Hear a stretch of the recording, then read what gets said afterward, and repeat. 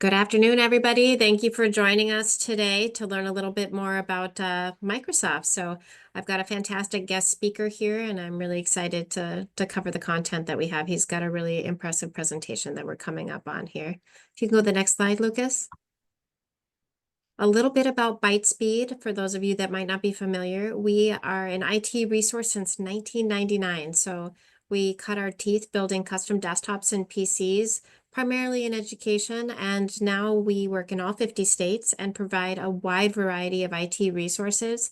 Those IT resources include everything from security cameras and access points to professional development and installation, while we're still staying true to the core of who we are and building custom performance workstations, desktops, and servers. So very excited to be talking to you here today. One of the things that we've heard loud and clear from the people that we work with is that the resources that people are really looking for, really definitely looking for some help around Microsoft. So they provide us with a wide variety of amazing tools, and understanding how to use those tools and what our options are. Licensing can be a little bit complex. So we've also started an open forum that you might be interested in called Microsoft Mondays. In Microsoft Mondays, you can come in, you can ask forum questions. This is a pretty small, there's just a few of you on today. I'm going to unmute your microphones. So if at any point you guys have a question, you can raise your hand, you can throw it into the chat, and I'll just open the floor and actually allow you to come in and ask a question. So if there's something that Lucas is talking about, I'll interrupt him. I've been doing it for 20 years, so he's used to it. Used to it, yeah. Yeah. So would love to hear from you guys. I want to make sure that this is a valuable conversation for you for sure. So Lucas is our Chief Technology Officer here at ByteSpeed. Like I just said, he's been with us for 20 years and brings a wealth of experience to the conversation. There's not very many questions I've seen thrown his way that he can't answer.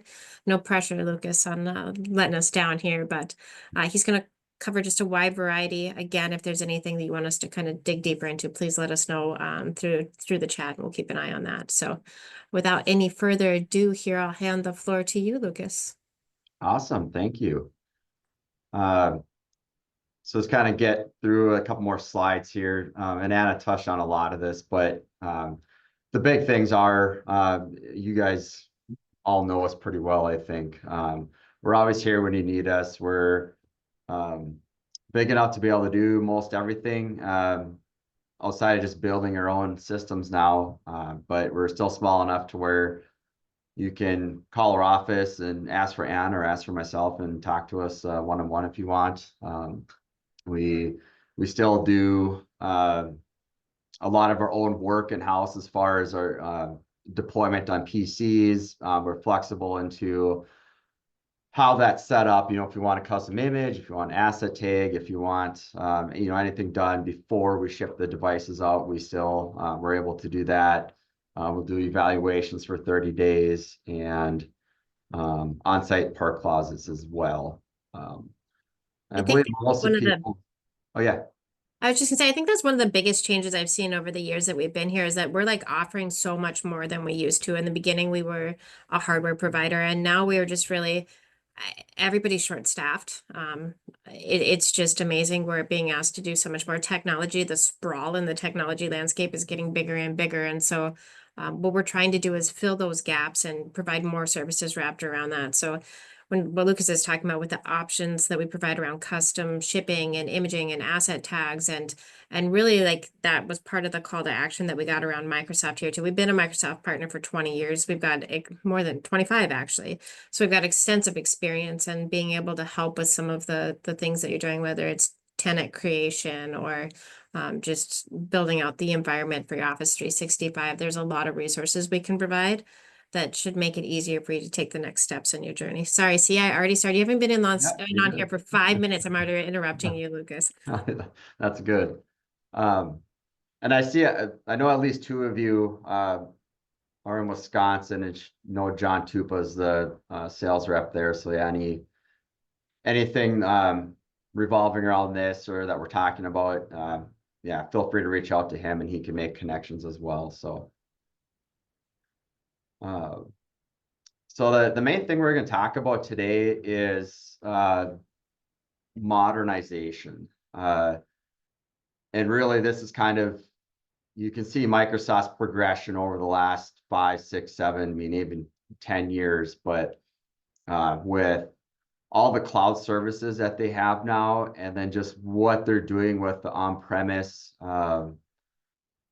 solutions that they're offering and how they're changing. That's kind of the big picture behind this, is to make sure you're getting your IT environment kind of aligned in that direction, at least moving that way, and just kind of how each different piece of it's going to affect you.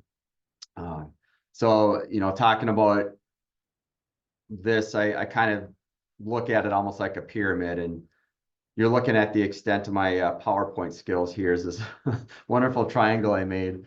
At the bottom of all of this is your on-premise Active Directory, where your users and your devices live.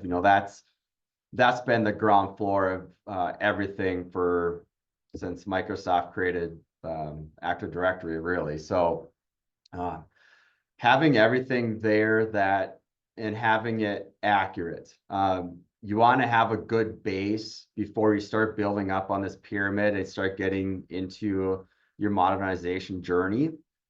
If you have lots of stale devices, stale users, you don't keep up on, removing users after they've left your organization.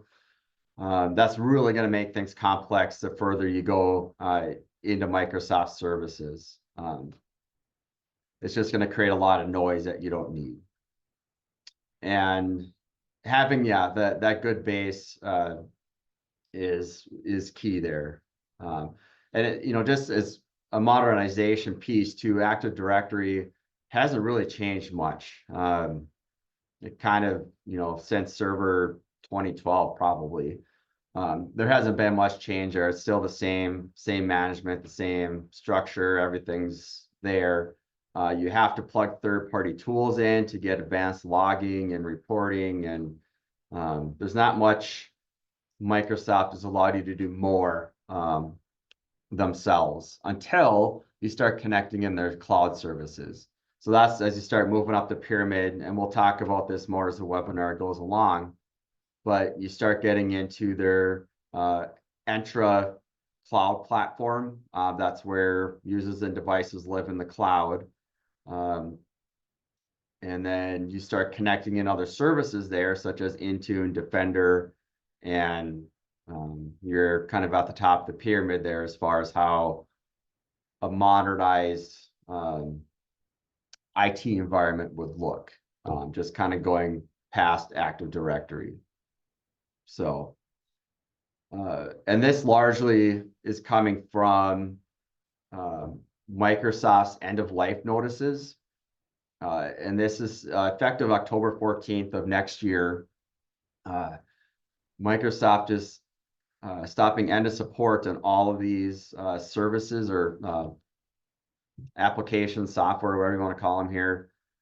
And you're going to want to go through this and make sure you have everything upgraded that you need to, and make sure it's supported and all that. And we'll talk about that in the next few slides. But the big one is Windows 10. Windows 10 end of support October 14th. You have one summer if you're a school district to get everything upgraded and change to Windows 11 before updates aren't supported anymore. You won't get security updates. Another big one that's kind of flying under the radar is Office 2016 and 2019.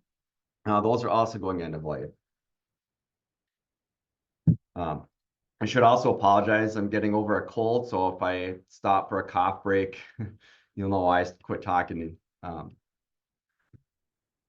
So Office 2021 is the oldest version you'll be able to have on the 14th. 2024 is released on this fall. And you can still get those perpetually if you want. Microsoft is pushing people to the 365 apps for enterprise, or in EDU, it's apps for faculty and apps for students. That do split it up a little bit. But all that's coming next October. Excuse me. Another one is Exchange Server. If you're a school district, you likely aren't using Exchange anymore. That was probably gone a while ago. Your email's living in Google or Gmail and Microsoft. Uh, they are not releasing a newer version of Exchange with the same kind of perpetual licensing scheme. From what I've seen, they're releasing a subscription edition. So it's going to be Exchange Server SE. And the last time I've seen the release date on it, they said Q4 of 2025. So likely that is going to land after the end of life for Exchange 2019. So I don't quite know how that's going to work out with making sure you have everything migrated and you're running on the new version if they haven't released it yet. We'll see if things change, but something to keep an eye on if you're on Exchange. And the rest of these are just kind of apps integrated with Office. Visual Studio is a little bit different, but 2015 is a pretty old version there. Excuse me. Let's see here. So really, Windows 11, just talking about the differences between Windows 10, Microsoft has lots of reasons why you should switch. And excuse me, the biggest Copilot Windows, a lot more Copilot integration that you get. Security with Windows Defender, some updates there, more integration into the hardware level of security.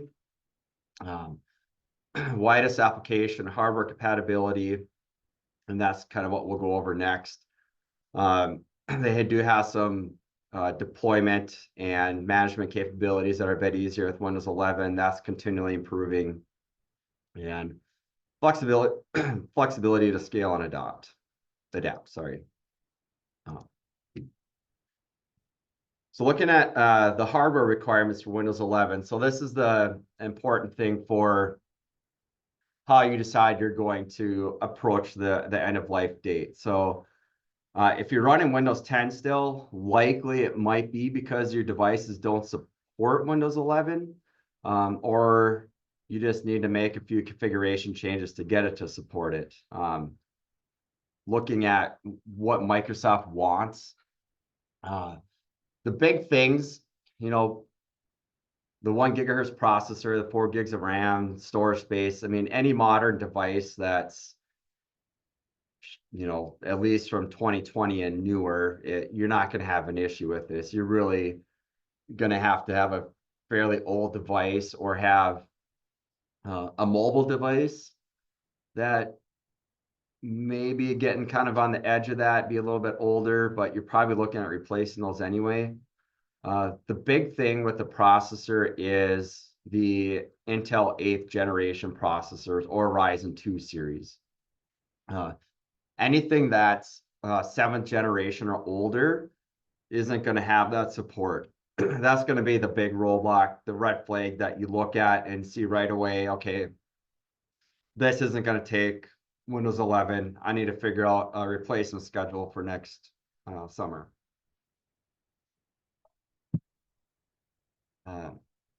Then a couple of the other ones that are important are TPM and Secure Boot. The device does need to support TPM.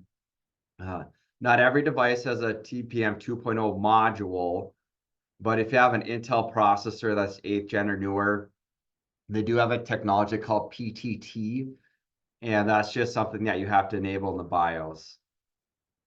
Once that's enabled, you'll be able to use Secure Boot, and UEFI is a modern replacement to BIOS. So the old BIOS systems that you typically used to see have been gone for a little while now.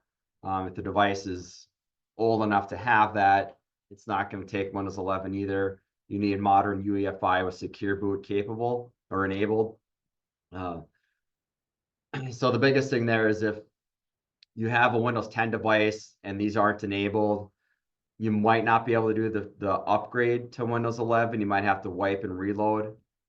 When you enable secure boot, I don't believe your image will be bootable after that. You'll have to reload Windows, or if you're nifty and you know how to what partitions to create, how to format them, you might be able to get around that. But just as a rule of thumb, all these need to be enabled, turned on, and that upgrade to Windows 11 will work.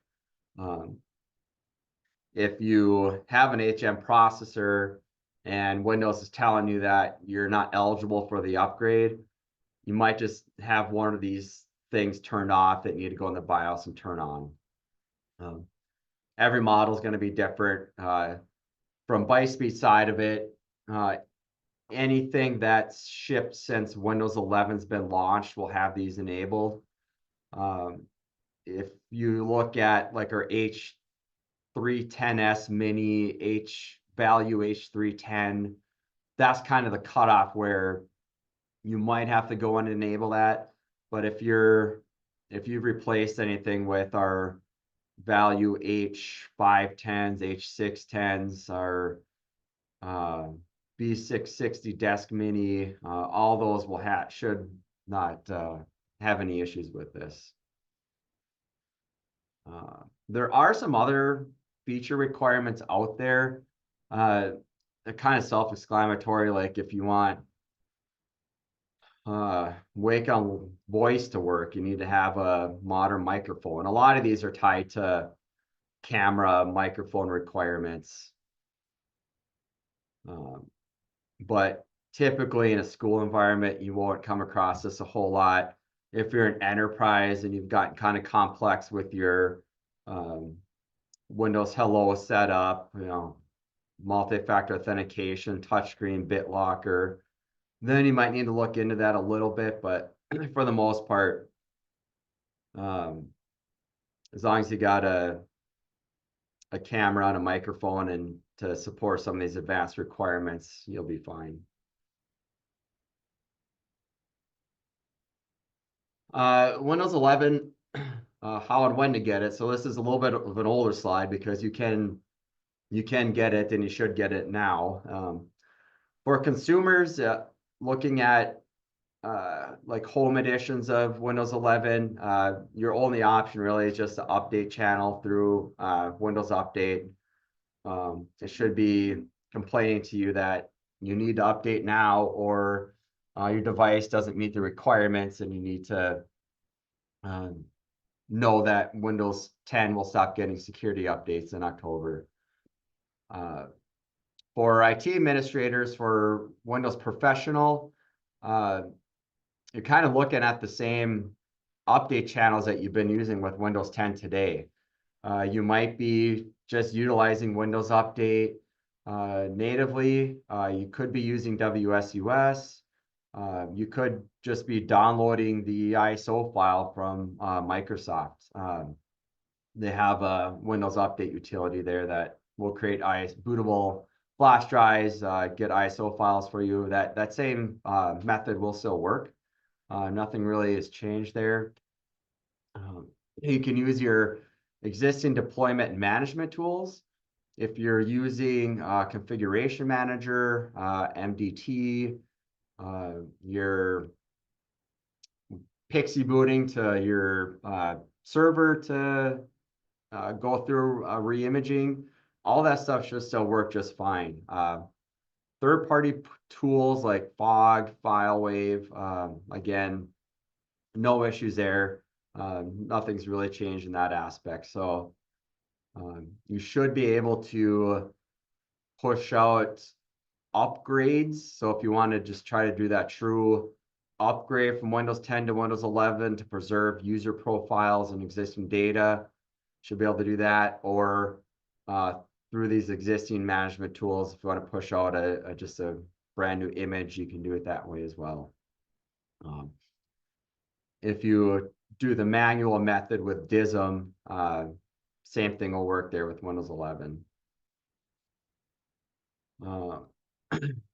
The same versions of Windows are still there. So if you're running professional Pro for EDU, Enterprise, Education editions. There'll be the same kind of upgrade path there.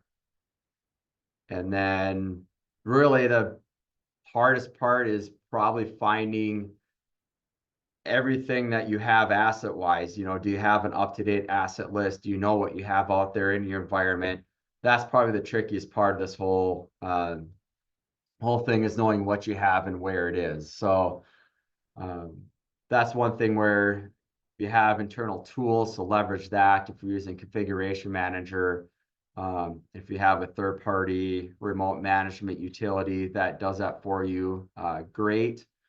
And that's actually a part where ByteSpeed can come in and help you if you do need help with that. We can deploy an RMM in your environment, do an audit of devices, and figure out what you have out there with Windows 10, what will take that 11 upgrade and what needs to be replaced. That can be something we can help you out with if you do need that from a partner. So, and then deployment options, yeah, I kind of talked about that, but you can run that upgrade from the ISO manually. If you have a network share out there, you can extract the ISO to that network share and just run the upgrades from there. Or again, just using your normal deployment method, WSUS, Windows Update, and then you'll be able to automate this more with third-party utilities or working with a partner. So another thing that more so when a new operating system launches, you know, this is a big thing from Windows 7 to Windows 10, is application compatibility. With Windows 10 to Windows 11, that concern isn't there as much. Microsoft has numbers that they've thrown out, and I think it's in the 97-98% range of applications that are compatible. A lot of the ones that aren't are the line of business applications, or more custom wrote applications that might have some features that Windows 11 is stripped out that were in Windows 10. But as a whole, Microsoft's pretty much said anything standard out there is going to work. So they do have some tools that can do some application scanning and give you reports on apps that aren't going to take that upgrade or have, you know, known issues, I guess, that they've run across. You might have to have a Microsoft 365 setup already to get to that point.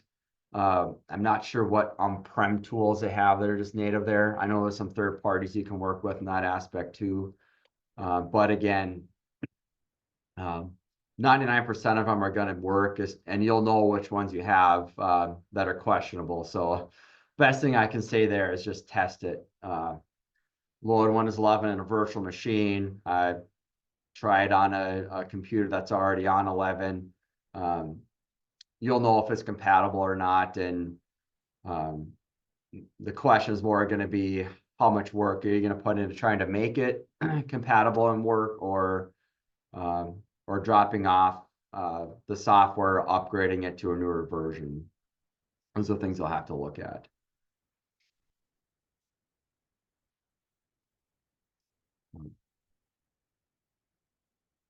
So yeah, what does change with Windows 11? What doesn't change, kind of what this is more pointing out. So with Windows 10, excuse me, Windows 10, what you saw, they started out with kind of a servicing model and then changed to twice a year updates for features.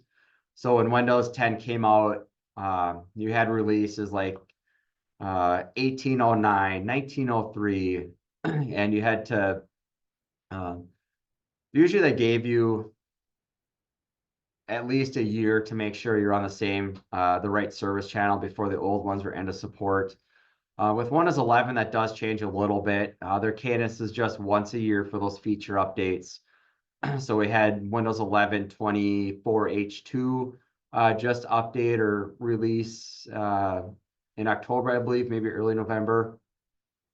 And last year it was 23H2. So with Windows 10, 22H2 was their last release. So that's not, Windows 10 won't get any more feature updates before end of support. 22H2 is the last one. So at least make sure your devices are on that if you do still have some there. What doesn't change? Just kind of going through this list. Modern management via the cloud. So we'll get into that in a second here, but you can manage your devices with Microsoft 365 and Intune and Defender for Endpoint. That's still there. That won't change. A lot of the core of the operating system, the kernel, is still Windows 10 at heart. That's why you have such a big application compatibility scope. It's because a lot of that didn't really change. A lot of the tooling and management, like we talked about, isn't changing. Licensing, that's all the same. Service and change management, maturity, all this hasn't really changed between 10 and 11. So what does change, they say the UX and new user experience with integration. Like, I don't think the user experience really has changed that much. You know, they moved the start button a little bit, but it's still there. All those native applications are still there, just enhanced. I don't think your users will have a big transition problem going from 10 to 11. Again, that's just something where by now, if they haven't experienced it, you probably have another device that they can sit down and get a little bit of a hands-on training on what's going to change. So going back to our pyramid here, the big thing is, again, having that good base layer, making sure your Active Directory is ready. You don't have stale users, stale devices. You have organizational units created to separate out different types of users and maybe locations. That's really going to help you moving forward with modernization.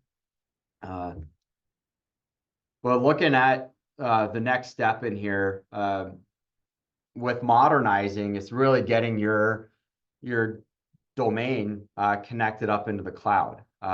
So Microsoft has a nice tool called Entra AD Sync. Used to be called Azure AD Sync, and everything is switched over to the Entra name now.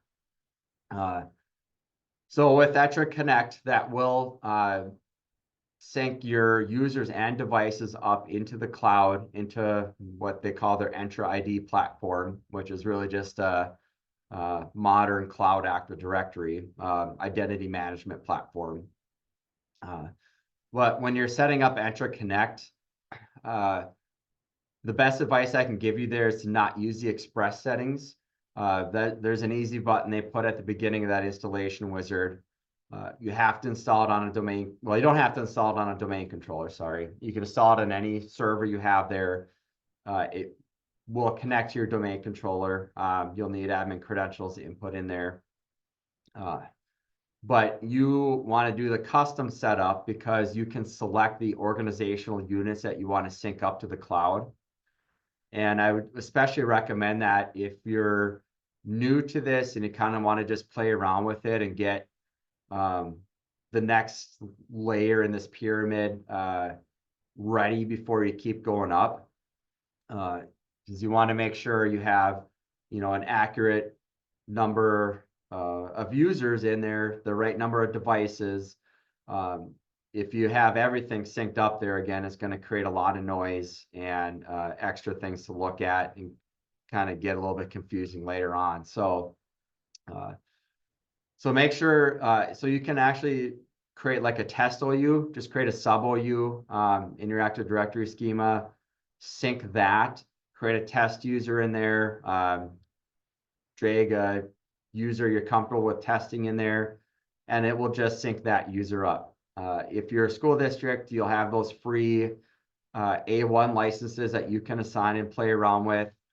If you're a small business, on the commercial side, you can start a trial of 365. I think they give you E5 licenses for that trial, which is the highest end license you can get. And then you can play around with assigning license to that user and the services that are up there. Just kind of start getting things ready for your entire directory to come up and be synced to the cloud. Once you're up there, everything will be an Entra ID. So that's where your modern management is going to happen.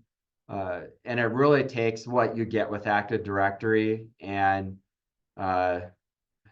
puts it on steroids per se. So you get a lot more reporting and granularity on users accessing services. You can see what they've signed into, when it happened, where it came from.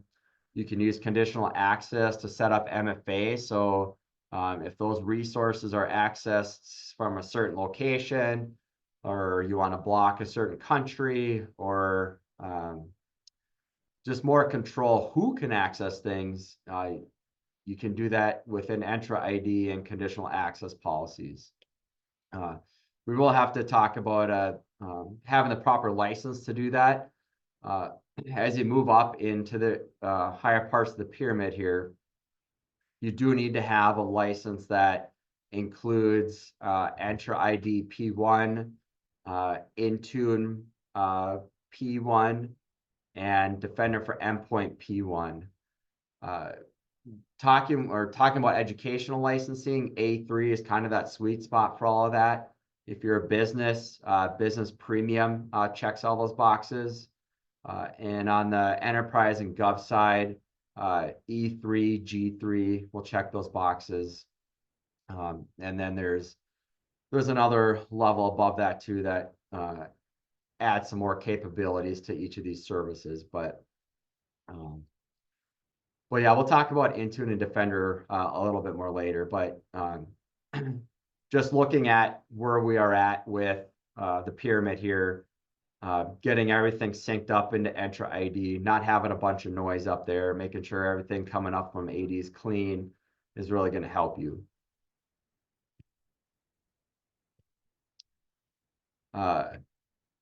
So this is next few slides are something Microsoft provided, but it really kind of gives you a scope of the security that Microsoft has worked on integrating Windows with. So at the bottom, this kind of works kind of like my pyramid. They have security into the hardware of the devices now. So that's where that TPM 2.0 comes in. If you've been doing any encryption with BitLocker, that's still there. But really the root of all that comes down to making sure that right hardware is there, which is why they have those specific requirements for upgrading to Windows 11 or running Windows 11 on hardware, is to make sure that they're hitting all of these hardware-enabled security solutions that they've worked on. And in the operating system, the security, they still have their same Windows Defender. They've added some features and nice things into there as well. If you do get into modernization with Windows Defender for Endpoint, that gives you the ability to manage at a cloud level all of your endpoints, antivirus, and threat protection. You'll be able to control whether things are on or off, get reporting on any infections, actions taken, things you need to address. All comes through that integration now with Windows and then into the cloud. Network security, the Windows firewall is still there. A lot of that's the same. You can still do BitLocker drive encryption, BitLocker to go. And then as we kind of get up into the higher levels of this is where you'll see the needing to sync to Entra ID will be key. So the identity and privacy piece of that, this is where that cloud connection will come in. You can set up these services with a Microsoft account too if you're a personal user. Microsoft does force you to sign in with a Microsoft account now. And a lot of that reasoning is to enable these services to work. So Windows Hello will want internet connectivity and an account to sync certain security. It could be a certificate, a hash, or something like that up into the cloud into your account. And then on the commercial enterprise side, with school districts, kind of the same thing. You'll be able to add a lot of this functionality in with Intune when you get into Windows Hello for Business, using security keys, FIDO access. All of that will be possible when you have your devices and your users synced up into the cloud. And this just expands a little more on Hello for Business. From what I'm seeing with Microsoft, this is their preferred way for enabling MFA for student devices. If your district isn't on Chromebooks and they're on Windows devices, using Windows Hello for Business tied with a biometric or a PIN is an acceptable MFA method.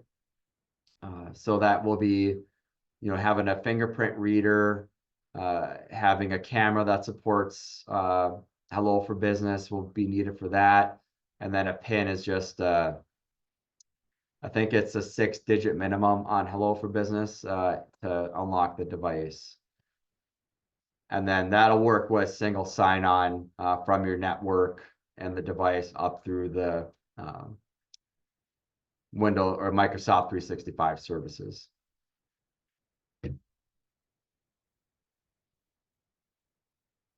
And then this is just kind of focusing a little bit more on that cloud layer where Entra ID comes in. You can do Windows Update for Business now. It unlocks that along with Auto Patch. And those are services meant to replace WSUS. WSUS isn't on their end of support schedule, but it's not included with the latest server release. So Server 2025 does not include Windows Server Update Services.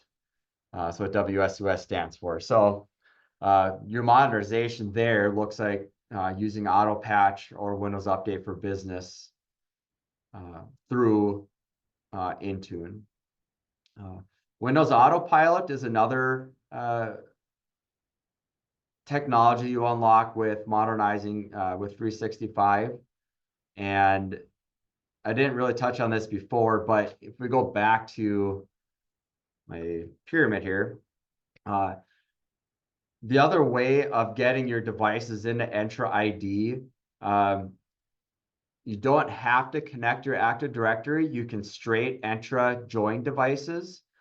And that's meant as replacement for your local domain. So it's another way to test out your cloud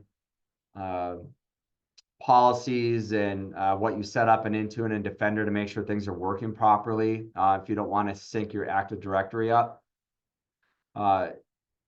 When you first turn on a Windows 11 device now, you're asked to sign in with that account.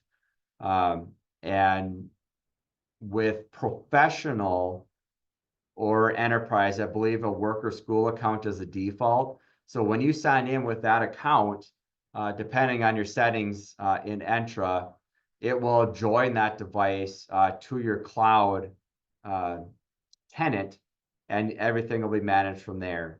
So it won't show up in your Active Directory structure at all. You'll have to have a user created in Entra for that to work if you don't have your Active Directory synced. And that's just another way of getting the device up there. The other way, so when Entra Connect is set up, you also have to turn on hybrid domain mode, and that will set up your devices to automatically be added into Intune and Defender, kind of going up the pyramid here. So Entra Connect is that first piece. Users will sync automatically, and then you have to figure out a plan for your device syncing. If you're going to set up that hybrid domain piece, or just start straight Entra joining your devices up into the cloud. So if anybody has any questions, or you're kind of stuck at that point of the best way to handle it, make sure, you put a question in the chat, or I think Anna allowed you to unmute yourself, so feel free to do that too. Mike, But you just joined a little late, so I'm just going to let you know that you do have the ability to be unmuted if you do want to jump in, but you can also throw in the Q&A and the chat if you want to jump in to Lucas's point there. Yeah. So yeah, I did kind of mention this. So like when you turn on Windows 11 now, it wants you to set it up for a work or school account. There is still that little button they have down at the bottom that says other sign-in options. I want to join to a domain, and it lets you create a local administrator account, sign in with that, join to the domain, rename the host name. That's all still there. They did strip that out with the home version. Well, they never had that part with the home version, but you have to sign in with a Microsoft account. You can't get around that and sign in with just a local admin account right away without getting into Windows and then changing some things around. But that is starting to become the norm. So they're going to want you to start straight Entra joining them. And I haven't heard anything about the next version of Windows, if they're gonna start locking that down a little bit more. But I anticipate when October hits next year, we'll have some news on if Windows 12 is going to happen at that point, or if it's going to be another feature update for 11. So just talking about a little more security with Entra and Intune. Everything works seamlessly with Intune and Entra ID. You do need to have that proper license again. And depending on how your devices are synced up there, if you have the hybrid environment set up, hybrid domain, it will still honor, or your local group policy will still take precedence over Intune. So if there is a conflicting policy that you set up, it's going to take what's on your local domain. So you might have to configure how your OUs are syncing, or get that policy not applying to that device if you want Intune to take that precedence. But just something to keep in mind. With Intune, you're able to do pretty much everything you can with your group policy. You can even import ADMX template files. So if you have software that you've deployed that provides those, you can import them in and manage them through Intune as well. But again, your local domain group policies will take precedence. Yeah, make sure you're limiting attack surface and have everybody use standard users and not anything with administrative rights. Entra starts adding, there's kind of two phases to this. There's endpoint privilege management and LAPS, local administrator password solutions. So with Entra, you'll be able to, I think they call it just-in-time admin access. So if somebody has a need, instead of you remoting in or running down to the classroom or the office and typing in your administrator password, you'll be able to get the device the privilege it needs to do what it needs to do, or provide somebody with the local administrator password and then reset it after the fact. Enabling zero-touch deployment. So this is something that is added in with Intune. It's called Autopilot. So this kind of works like Google white glove service does. So you can order devices from the manufacturer. The devices will be uh, added into your account already, so pre-provisioned into Intune. And then when the user logs in, based off of the Intune policies and the security groups you have for what policies apply to what devices and users, they'll be able to sign in to the device and just work. And we'll talk about that a little bit more with Intune here, which is the next slide here. So there's a few different plans for Intune. Intune Plan 1 is the base level. It comes with E3, A3, business premium plans,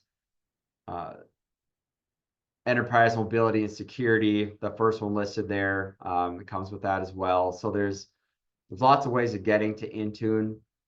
Intune Suite is a little bit newer. I'd say what they're trying to do here is compete with like ConnectWise and some of those services that act as more like a help desk tool. So you can connect into devices, do management with the user interaction there, see what the user is seeing. Again, yeah, some of the things they bundled in there is endpoint privilege management that we just talked about. All the Plan 2 features with Intune, which adds in mobile application management, specialty device management. And that also brings up a good point with Intune. You don't have to, it's not just Windows devices that it supports. You can also add in iOS and Android as well into your management portfolio.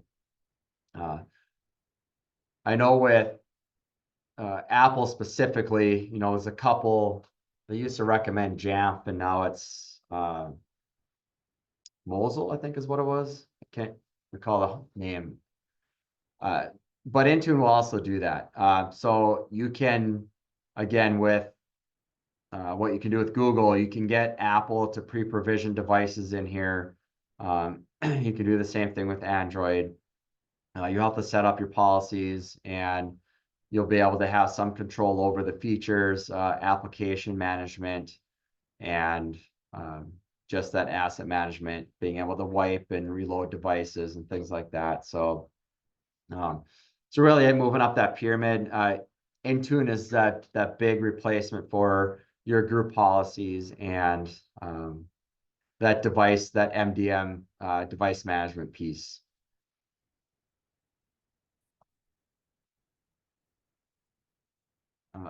And one other nice thing with Intune is you can create application or groups. So if you, for say, you have Autopilot set up and you are deploying teacher laptops, you can have a security group for teachers set up to deploy a set of applications out. So when that teacher signs into that device, while it's setting it up and going through that process, it will install all the applications that end user needs.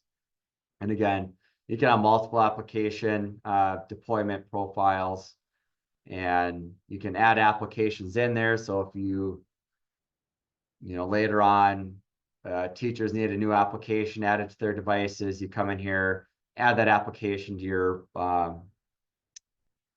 in Intune in your assignments, and it'll deploy that application out. Updates to the applications are handled this way too. And then if you do have an application that's not in their native supported library, you can create your own deployment package and push stuff out that way. I'll say larger applications like Autodesk, Inventor, AutoCAD, that kind of stuff. You can create your own custom application package to deploy through Intune, but the software is so large, it will take a long time to create that application package, sync it up, and then to push that down. I mean, each endpoint has to download that application. So it's a lot of bandwidth, a lot of time. I wouldn't recommend doing that if you don't have to.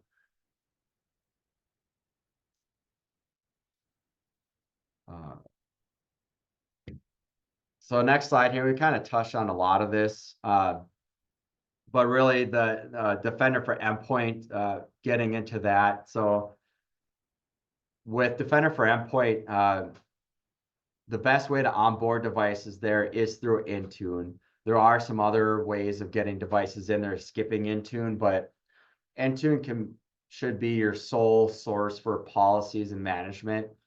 So with Intune, you'll have a security profile that you can enforce to make sure Windows Defender's turned on, real-time protection's turned on, smart screen is turned on.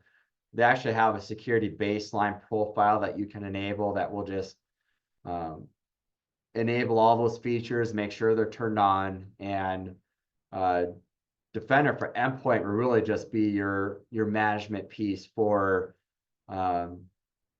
security and reporting and creating alerts and incidents and giving you actionable items to follow up on or to mitigate and fix. So again, the same kind of license structure follows with Defender, E3, A3, Business Premium. They'll include Defender for Endpoint. And then Microsoft's EDR capable Defender for Endpoint is Plan 2. And you can get that through a security add-on. So that's A5 security or E5 security add-on. It comes with Business Premium, so you don't have to worry about it there. But if you're looking at hitting requirements for insurance policies or cybersecurity waivers or liability insurance, a lot of times they require you to have an EDR. And if you already have 365 and that licensing, you might just be able to integrate those services instead of paying for a third-party solution. Another modernization piece to look at with everything is Copilot. And I realize we're going to start to run out of time here. So if you do have any questions before I get to the end of this, make sure you drop them in. But I'll keep talking until that happens. So Copilot is Microsoft's AI, and there's going to be two different ways to implement this. There's going to be a Copilot that's free for you, and then a Copilot that's paid for and better integrated with your apps. So in either case, as long as your users are signing in with their work or school email address. So again, in your modernization journey, you need to have users in Entra or synced to Entra from your Active Directory. You need to have them licensed and then have them be able to sign into their accounts. Once they're able to do that, with Copilot, you get the commercial data protection. That's the big piece. So anything they type into the chat is not used to train their language models. The data is not used outside of your tenant or your account. You don't have to worry about loss of personally identifiable information, source code, that kind of stuff. Stuff that is sensitive to you and your organization. And then the paid version is Copilot for Microsoft 365. And that gets you the integration into the Office applications. That's the big piece of it. So integration with Teams, Outlook, Word, Excel, PowerPoint, OneNote. That gives you the ability to create PowerPoints, create Word documents, manipulate data in Excel, using it in Outlook to summarize long email chains is a good use. with Teams, you can record meetings and it will transcribe everything and send out summary notes. And they're constantly adding features into that as well. The cost is $360 per user per year on that for education. They haven't lowered that for EDU like they typically do with other products. So I'd say in 2025, that'd be one thing I keep an eye out for is the announcement of that. But you know, if you're just looking at a small set of users, a superintendent, business manager, people who are going to use AI, you know, to this extent, you might just want to grab a few licenses and use it that way. So I see Anna might be getting ready for a question here. I was honestly just gonna, I was just gonna do a plug there. Like I started out using ChatGPT and got pretty addicted to just like the help drafting emails. And then as we applied the Copilot license to everything that we're doing here, I have it attached into Office and into Excel and into PowerPoint. And I will tell you guys that I would pay for it myself in a second. Just even right now, I had a Lucas and I are going to do a presentation together, and she wrote a novel to me on with all the details. And I just wanted to write back, thanks. This is we'll see you there. And I just basically wrote 2 sentences in the response draft in Copilot, and it wrote a really nice email that kind of expanded on everything and acknowledged what they said. But I didn't have to like come up with this long thing. So an email that would have taken me a minute or so to compose took 10 seconds. Also, if you guys ever have the luxury of doing PowerPoints, it will create a beautiful PowerPoint deck for you. Very, very easy. So it is a fantastic tech tool. I understand it's a lot more complicated when you're going a whole organization wide, but if only for yourselves, you guys, if you're a big Office user, I would highly encourage you to look at it. It is an amazing tool. Yeah. And there's a lot of Microsoft has a ton of resources out there for, you know, they want education to be a big adopter of this. And with that Teams integration, I know that gives your teachers a lot of enhanced capabilities to work with Teams classroom, building assignments and quizzes and grading. And there's a lot of things that can be time savers for them there. For those of you guys that are in education on this, I'm going to throw in our chat. We've got some upcoming webinars, and one of them is in the blink of an AI using Microsoft Copilot in education. And the gal that is doing that presentation is amazing. Her name's Corinne Hoisington, and she is a certified trainer for Microsoft. She's fantastic, understands the classroom. She also teaches at a college and high school level. She's just phenomenal. So if you're interested in looking more at like the Copilot conversation around education, that'd be a really great webinar to attend. And then I just have to plug Lucas's got the Microsoft Mondays. Those are also listed on this page.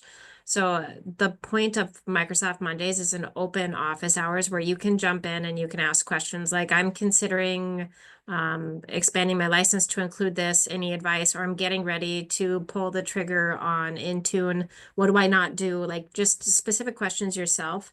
And it's meant, office hours are not meant as a presentation, so you might jump in and it might not be a bunch of conversation. It's more people actually talking about their specific situations and Lucas answering the questions. So it's a fantastic opportunity to be able to really have a conversation about things that are happening for you instead of instead of like listening to a session. So would love for you guys to join that. And you can find all of that on that webinar link that I just dropped in the chat, and it's just bytespeed.com/webinars. Yeah. And I was going to plug that too, Anna. So thanks again for saying that. And when you're starting to go through that modernization journey and you have some questions or you start kind of thinking about, well, how do I do this? What's the best practice for that? You know, come to those Microsoft Mondays and ask those questions. That's what I'm there to answer. So. We do provide services around there. So if you want Lucas and his team to actually help you with that, we can get you quotes and actually like do it with you or do it for you. But if you just want those quick support questions, it's nice just to have kind of an extra man on the field while you're doing stuff that you can jump in and ask questions to with no commitment of any sort. So no questions on anything from anybody? That means you just did a killer job covering a ton of content, Lucas, that nobody has got anything asked there. Yeah, that sounds good. We're at the top of the hour, so We'll definitely appreciate lined up y'all perfect. joining. Yeah, thanks everyone. Thank you, guys.